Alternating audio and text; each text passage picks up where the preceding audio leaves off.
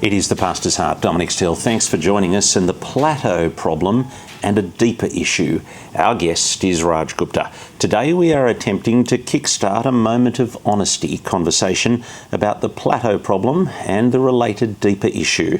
We could pretend it's not happening, or we could face up to the elephant in the room. In Sydney, where we are, the Anglican denomination has not grown in 20 years. We are at plateau or even decline. And look, if you are tuning in from outside Sydney, and the majority of our audience is outside Sydney, it's probably worth facing up to the fact that it is probably worse at your place. For those watching, there's a graph on the screen, and pretty clearly it says plateau. For those listening, if you'd like to look at the graph, you can go to the Pastor's Heart /podcast/ the plateau problem. But the top line, the green line, is giving. For 20 years, the average annual growth has been 5.3%. That's way over the inflation rate. The next line, the yellow line, that is clergy numbers, up 2% per annum, or in total up 30% in 20 years. The blue line is population growth, up 1% per annum. But church attendance numbers, the bottom line, the orange line, well, that's flatlined, and we had been saying they'd plateaued, but actually they're just starting to turn down a little. Raj Gupta is the Senior Minister of St Paul's Anglican Church at Carlingford in Sydney, and he has been one of the people who has been repeatedly raising and waving this flag. At the last Sydney Synod a few weeks ago, Raj was asking potentially uncomfortable related questions about how we're going at a series of measurable objectives. Raj, thanks for coming in. Have we got our pastors' hearts and pastors' heads in the sand? Look, I thank you, Dominic, and hello, everyone. It's great to be back on the Pastor's Heart. I think our hearts are in the right place. You know, for various reasons. Just in recent weeks, I've been, and discussion's been part of it. I go back in my own heart. The reason I decided not to stop being an accountant and to go into ministry was to see people won for Christ. And I just want to keep bringing myself back to that reality in my own heart, but also in the ministries I'm involved with and lead. I want to keep bringing that reality back to all of us. Now, maybe it's the accountant in you that makes you count. Well, maybe it is. And look, my intent in asking questions was really just, curiosity, and trying to get a... You were trying to start a conversation. Well, I did nothing with that. I wanted the data to update the graph that we've been showing.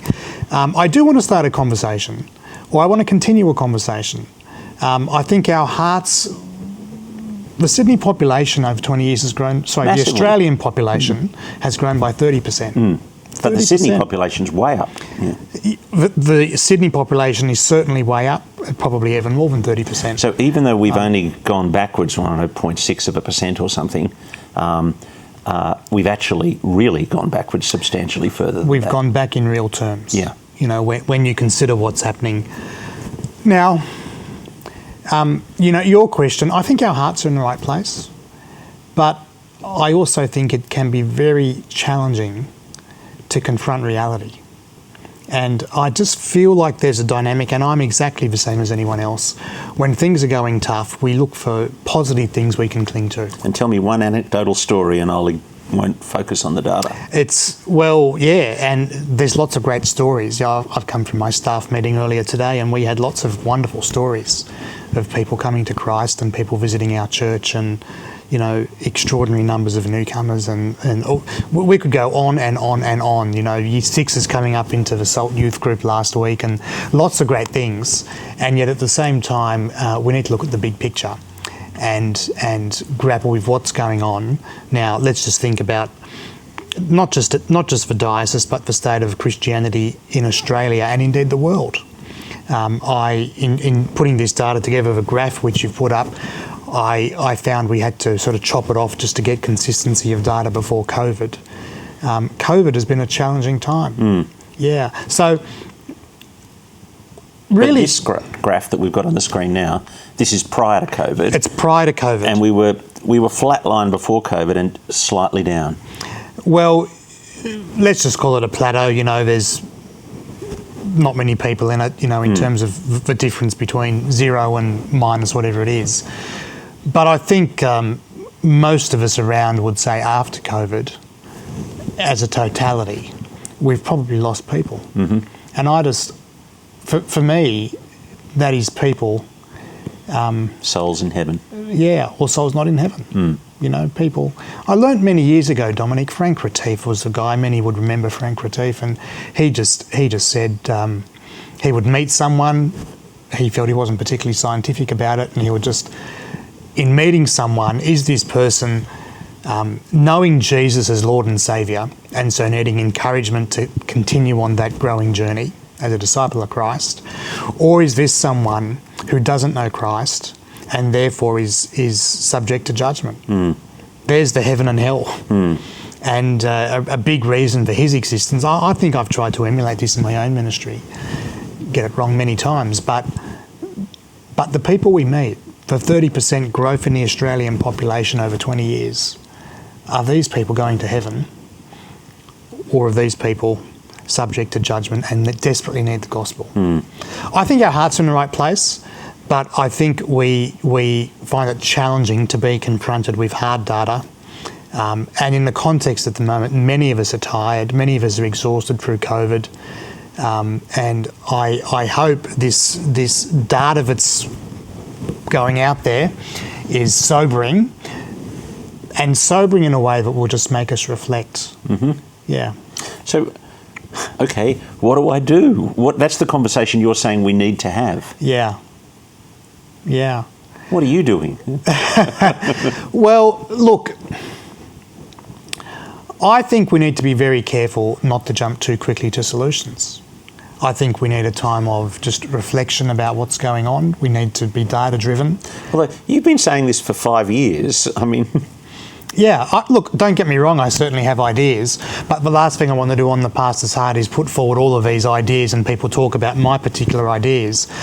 You talked about the deeper problem, the plateau and the deeper, issue, and I think the opportunity we have is to work out how it is we engage with these issues.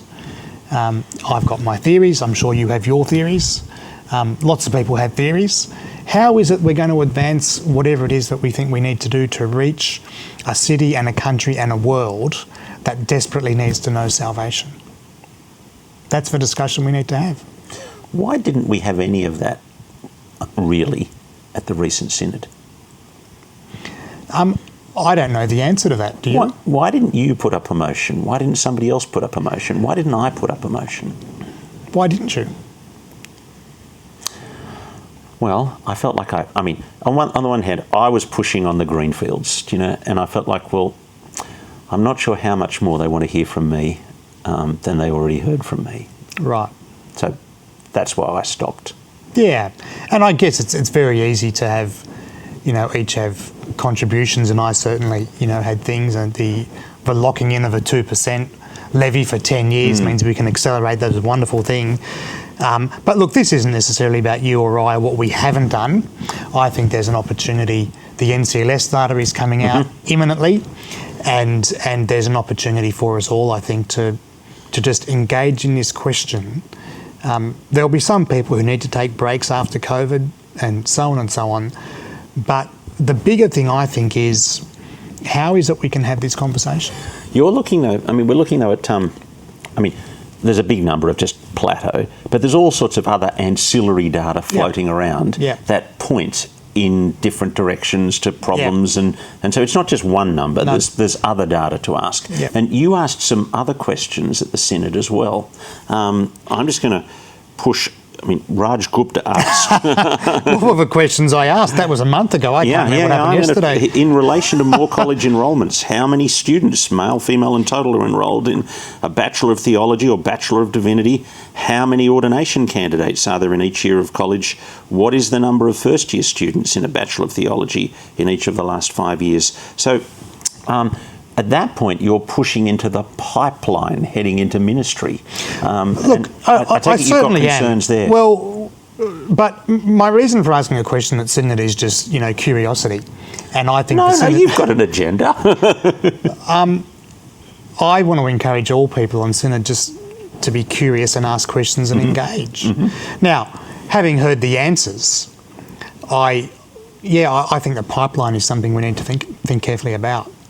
What's your analysis of what's going on with the pipeline? Well, my analysis is you compare the number of people going into training at whatever level now, and it's significantly less than what it was 10 or 15 years ago. As well as that, you have a dynamic where people 50 or thereabouts, 55 perhaps, there are a number of people who leave frontline pastoral ministry. Let's go to leaving in a moment. Let's stay on the pipeline for a second. Well, they're connected, because what it means is there are less people in leadership positions across. We're talking about the Sydney Anglican Diocese, but my understanding is the same thing is true around the world. There are less people going into ministry. So, I mean, if you were to think about Sydney as a city, an evangelical ministry in Sydney, the city, you might say, well, is it the Philip Jensen effect? You know, that he was a once-in-a-generation leader doing an extraordinary thing, raising up many people for ministry. And without him playing such an active part, are we seeing less people? Or do you think it's wider and broader than that? Dominic, I think these are great questions to ask. I don't know the answers to these questions. But I do think these are the discussions we need to have. We're talking about a pipeline, which is one aspect of that. There's other questions you could ask as well about how staff are being used, what our ministry models are like. There's other questions you could ask. There's newcomer statistics that the NCLS survey points us toward. I'm really interested to see what that is. But for the last 10 or 15 years, they've been in trending decline. down. Yeah, and that's actually, I mean, in a sense, that's the key number. Yeah. I mean, you've just given me my next 4 questions. So let's talk about the senior ministers who are walking away. I mean, senior ministers walking away to what one might say potentially less mission-critical roles. Okay, what's your question? What's going on there? Look, I don't speak with authority about what's going on there. I know anecdotes. I know of some people in that situation. I think of a number of my colleagues. But it's very dangerous to build up a case from anecdotes. But I think we need some serious thinking in that area about people leaving. It means that the number of vacant parishes now. There was a time people were going through more college, and I was one of them. And I remember, you know, the being told you may not have a job. Well, I remember sitting in the Diocesan Mission Board in one of the last meetings with Peter Jensen chairing that meeting, and he said, Archbishop Jensen said, the diocese is full in terms of, and I think there were like 3 or 4 parishes that were vacant, and that's what you would kind of expect of some number of people who retire or whatever. Whereas 10% of churches at the moment don't have senior leaders. Now, at that point, there'll be lots of places where think, 10%, that'd be a fantastic number to get to. But 10% actually makes us feel fragile. Well, however it may make us feel, you can see just in what you've said, there used to be 3 vacant parishes or whatever the number was. And now there's 25. There now is 25 to 30. And that is one difference. The pipeline issue is one factor that contributes to that. The leaving issue is another issue. But look, if you step back and think of the bigger picture, there is a whole significant bunch of issues there. There's another whole bunch of significant issues. What are the issues there that... Oh, well, the lack of workers. The lack of people. If you were to look at for example, the Sydney Anglican job site at the moment, we have shortages. You know, that is, what's holding a church back from moving forward? One of the significant issue is the lack of staff. I can't find staff. I can't find the right staff. Children's and youth, we could even, you know, go into it in more granular detail. So lack of staff, lack of alignment of passions and needs, and where you see that kind of come out is number of vacant parishes. We're both at the moment looking for staff at Annandale and Carlingford. We're talking before just about that, and I know many other colleagues as well, looking. But it's not about the colleagues looking. It's not about us serving ourselves. It's about a church being able to reach out. Australian population, 30%, more. That's a lot of people, Dominic. 6 million people, and it means our church is not operating to their potential. I also think, which hasn't shown up on the graph, but other data I've seen actually indicates there's been a drop in giving. A drop in giving? A drop in giving over COVID. Yeah. Right. Yeah. So that's going to be another thing that feeds through. So what I'm saying is, and what I just think we need to talk about and work out how to talk about it, and really, for me, my heart wants to see as many come to know Christ as possible. I mean, when you say that, you think, well, at one level, that's not a surprise in that people are going to be disconnected from their faith communities. And sorry, you're talking about the money. I thought you were talking about people coming to know Christ. No, drop in giving. I'm still on drop in giving. I haven't got to the next point yet. Yeah. Well, look. How severe is the drop in giving? Oh, look, my memory is about 5%. Right. I don't think it's proportional across places, but some places more, some places yes. Yeah, COVID has impacted different churches differently. We're not quite at a point of being able to analyse what that might look like, in my view, but it has. And a drop in giving just will mean at some point it's going to catch up. There's reserves, there's people, but my suspicion is when the attendance data is available this side of COVID, if it's okay to say that now, that's going to show we've dropped back. I talk to lots.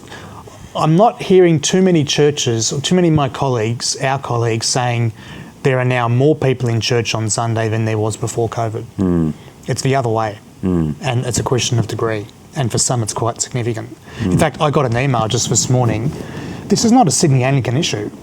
This is a broader issue. I got an email this morning about a church not far from me, from the minister, that just said, yesterday was our last service. Wow. That's what I thought. And it just said, it didn't say too much, and it said, before COVID we were struggling, but we haven't come through COVID. And I shared this with my staff, and then the staff said between them, actually there's another church in the same situation not far away. So I think of COVID as accelerating the changes that were already coming. It's going to have another impact on us globally as a Sydney Anglican network. I think the same is true more broadly. So all I'm trying to do, Dominic, is just say, look, we have all of these pressures coming. We have pressures in the area of the plateau, in the context of increasing population. We have challenges now in the area we can see of giving. That's coming. Some friends of mine say that problem on giving has been coming for a while because everyone has become better in the last 15 or 20 years in helping people give electronically. That increases your giving by about 210% on average for every person you can help switch across. But it's a one-off thing. I also think we've got better in fundraising, in laying the vision of what God's worked before people. But there's a whole lot of one-off things here that are catching up. We've talked about the pipeline issue. We've talked about the post-Christian, or we've alluded to the post-Christian culture in which we live. We could talk about our buildings. There's a whole bunch of pressures, and I'm just, and you and others, maybe offline, and maybe it's been offline too much, but we need to, how do all of these, what is the big picture? There's a saying, let's spend some time away from being in the ministry to thinking on the ministry. And I think that's the kind of thing I don't have all of the answers, but where are we having the conversation? We talked about newcomers in church and that critical number, that critical percentage, and the goal for the Sydney Anglican Church in the Mission 2020 document. And for those who want to know where that document is, we'll put that at thepastorsheart.net/podcast/the plateau problem. The target for newcomers is 12%, and yet 2001, 12%, 2006, 11%, 2011, 9%, 2008, 16%. 2016, 8%. We're trending down. Yeah. Have you seen anything between 2016 and 2020 that gives you hope that there might be a turnaround in the last 4 years? I think that's a great question, Dominic. I think I would say I have seen wonderful opportunities. The McCrindle research about a year ago now, just over a year ago, released some research coming out of COVID that said 47% of Australians are searching for meaning. So when my church came back at St Paul's, we had a series on trying to help and mobilise people to make the most of the opportunity.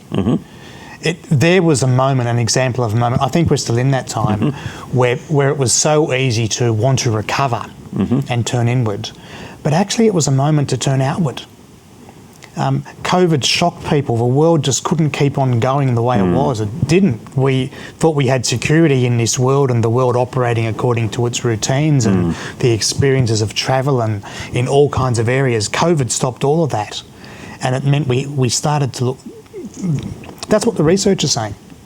Now, that's not what the media outlets are necessarily saying. They're focusing, as we would expect, on other issues. But on the ground, people are thinking, what's going on? So I see all kinds of statistics around that mean there's opportunity. Now, it's too early to have the stats out there, which we're going to get in NCLS, actually, I think, in a few weeks' time. So that'll be very interesting to see what they say. I think this is a time to use the NCLS 2021 research, the profiles we have as a diocese. For those watching overseas, the NCLS is the National Church Life Survey that lots of churches have taken part in, giving us data. Sorry, it's a unique thing we have. And look, if you're in Australia and you haven't used that, I do work with the Centre for Ministry Development, as you and others know. We just think there is such a rich source of data, objective data, that helps take us beyond anecdotes to work out, to just engage in this discussion. You know, one way I think people could, just at a local level, engage in it is circulate the NCLS results, conduct a workshop of interested people. You know, what's going well, what can we do better? There's a simple way at a local level. But I think at a call it a diocesan level, call it a more senior leadership level, whatever it might be, I just think there's more to ponder, there's more to pray about, there's more to... The line, if you keep doing the same thing, you'll get the same results. What do we need to change? Well, what you've just quoted, for those who don't know, it's Einstein's definition of insanity. You know, doing the same thing over and over again and expecting different results. And look, I think, Dominic, I understand you're trying to push me into the realm of, you know, what do we need to change? I think maybe the first thing to change is it's okay to have a discussion about... Things not going well. Things not going well. Yeah. And really, you know, this has been a journey for me, perhaps, and we were talking before for you as well. One of the first things to do is confront the data. How's it going?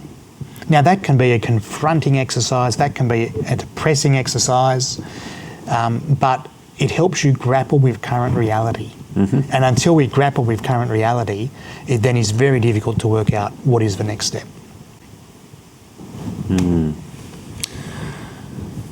So we just wait for the NCLS? Well, look, we're now in sort of mid-October. My understanding is the NCLS results are only a couple of weeks away. Although already, you know, an early snapshot has been released to all churches. So you could look for that. But, you know, why not, for example, start planning a series of meetings or asking who's interested in being involved in reflecting on this data? That's a local level. At a diocesan level or a more, you know, high levels of leadership to work out what are the things we need to change. So you actually really want to call for a proper discussion at a senior leadership level of what needs to happen so that we don't keep, if you like, walking towards this cliff. Look, I ran into someone after Synod and you know, it was a very interesting conversation about these matters actually. And they just said to me something like, and I love this person to bits, they just said to me, "Oh, Raj, I heard your question. You've been on about that for several years." You said a kind version of that a little while ago. I thought to myself, that's a really interesting way to put it. Shouldn't we all be on about this? Absolutely. Yeah. You know, what's at stake is heaven or hell for millions of people. and we're sweating the small stuff about, I don't know, some of those motions, when we actually could be talking about heaven and hell and what to change to see more people in heaven. In the context of the incredible resources that the Lord has entrusted us with. And by that, I don't just mean property and financial. In fact, primarily I mean people. You know, something like 60,000 people over 18 consider themselves to be part of Sydney Anglican Churches. That's a huge number. That's you know, someone was telling me the other day, AFES campus groups across the country have 4,000 people who regularly participate. There are 15 times as many people who are active Sydney Anglicans. There's a huge resource. So I think that, you know, that there becomes a strategic question of how it is we best use those resources that God has entrusted us with. And the parable of the talents comes to mind, and other parts of the Bible where people would stop at nothing for the sake of seeing people won for Christ. Now, what are we doing? In preparation for today, I just went back and looked at your report to the Sydney Anglican Synod in, I don't know, 2017 or something. I can't remember that, Dominic. But and you were reporting on these various statistics and the halfway point in that Mission 2020. And one of the ones was planting churches in greenfields, and I was interested in that one. And the statistic was we'd set out to plant 15 churches in greenfields by 2020. By 2016, we'd only planted 4. That's nowhere near the target. What's happening there? Well, you could also talk in terms about of facing hard realities. Yeah. Well, I'm on the Growth Corporation board, and we talk about these matters, and there are major funding issues that are bottlenecks, you know, in the system. So that was one of the reasons at the Sydney Synod we talked about, and we locked in, thank you to Synod, thank you to the Lord, we locked in the 2% levy for 10 years so that we could borrow money using that as a repayment kind of guarantee to a bank and accelerate land purchases. That's thinking smarter. But we haven't solved, for example, the issue of how much it costs then to build a building on that land. So there's all kinds of bottlenecks that happen. But there's more bottlenecks that happen. We talked about pipelines before. We also need a pipeline of people willing to church plant. Yeah. That's another factor in this. You talked about the greenfields target. There's also an urban renewal target for new churches. We had aims, I think, for 2 churches in each mission area to be planted. Very few have been planted. So there's a lot of sobering reflection that is just worth us doing and being realistic about, but that's going to be a painful journey. But better to be honest about it, better to do the Stockdale thing. Yeah. So the Stockdale thing, we talked about that before. Just Jim Stockdale, good to great. He said that, it was the journey of getting out of the concentration camp and surviving the concentration camp. And the bloke who survived the concentration camp was the guy who recognised that his reality was awful and then thought of a strategy to get out of the reality, rather than the person who optimistically lived in some kind of la-la land where they weren't realistic about what the current situation was. So the idea is you just got to be realistic about the current situation, and then you can plan for getting out of it. And so I think, as I've listened to you, I think what you're saying is we've got to have a Stockdale paradox moment about where we stand. Yeah, and it might just not be one moment, but taking some Conversation, time, yeah. a conversation, and so I've resisted. And that'll actually be better, because otherwise we're pretending. Yeah. Yeah, well, and we've seen, coming back to Einstein's definition of insanity, doing the same thing over and over again. The end point of this will be, well, what do we need to do differently? With God's help. And you're not going there. Yeah, well, not today. Not today. Well, I'll look forward to having you back at a few of our peers, and we'll talk about that. Thanks for coming in. Thanks, Dominic. My guest on The Pastor's Heart, Raj Gupta. He's the Senior Minister of St Paul's at Carlingford.